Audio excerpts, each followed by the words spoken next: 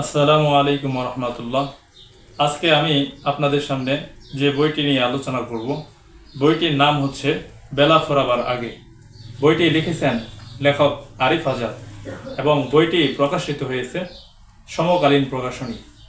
তো বেলা ফোরাবার আগে বইটি নিয়ে নতুন করে আমি কিছু বলবো না। আমি শুধু এতটুকুই বলবো যে যারা এই বইটি একবার পড়েছে তাদের সকলের মনে কিছু পরিবর্তন চলে এসেছে।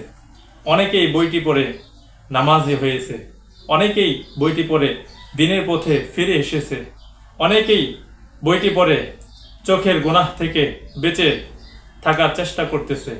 তো লেখক মনের আবেগকে প্রকাশ করে ঢেলে দিয়ে বইটির মধ্যে এমনভাবে লিখেছেন যে বইটি কেউ যদি একবার পড়ে তাহলে অটোমেটিক তার মধ্যে পরিবর্তন চলে আসে। এটি হচ্ছে বইটির একটি ভালো দিক। আমরা যদি বইয়ের ভিতরে যাই তাহলে দেখতে পাবো যে বইয়ের প্রচ্ছদ মূল্য হচ্ছে 360 টাকা এবং বইয়ের সূচিপত্রের মধ্যে যদি আমরা যাই তাহলে দেখতে পাবো যে লেখক কত সুন্দর করে বিষয়গুলো ফুটিয়ে তুলেছেন। শুরুতে আছে শুরুর আগে মন খারাপের দিনে, অর্থাৎ যখন মানুষের মন খারাপ হয় তখন মানুষের মনটা ভালো করার জন্য কি কি জিনিস প্রয়োজন, কি কি করলে মন ভালো হবে, সেই বিষয়ে লিখেছেন।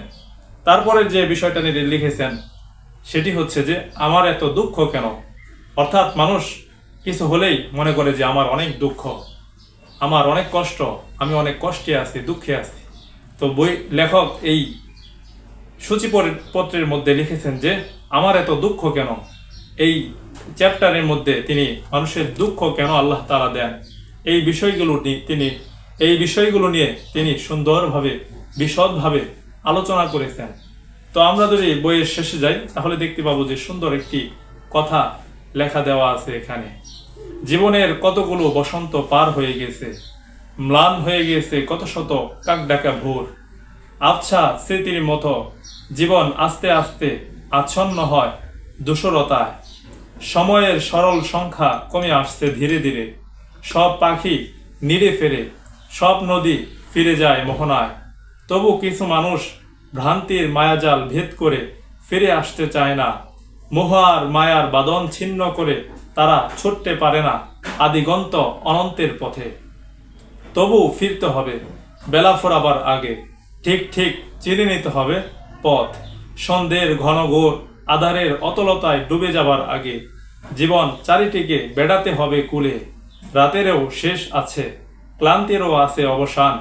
জীবনের জড়টার জোয়ার ছেড়ে নতুন করে একবার, শুধু একবার জ্বলে উঠতে হবে, নিজেকে আরেকবার জ্বালিয়ে নিতে হবে।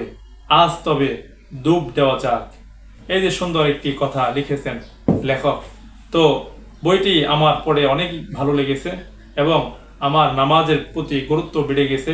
এবং মানুষের মনে যখন দুঃখ কষ্ট আসে, তো এখানে যে চ্যাপ্টারটা আছে আমার এত দুঃখ কেন, এগুলো পড়লে মানুষের মন পরিবর্তন হয়, পরিবর্তন চলে আসে। তো এই বইটি পড়ার মাধ্যমে হাজারো যুবক তারা নামাজি হয়েছে।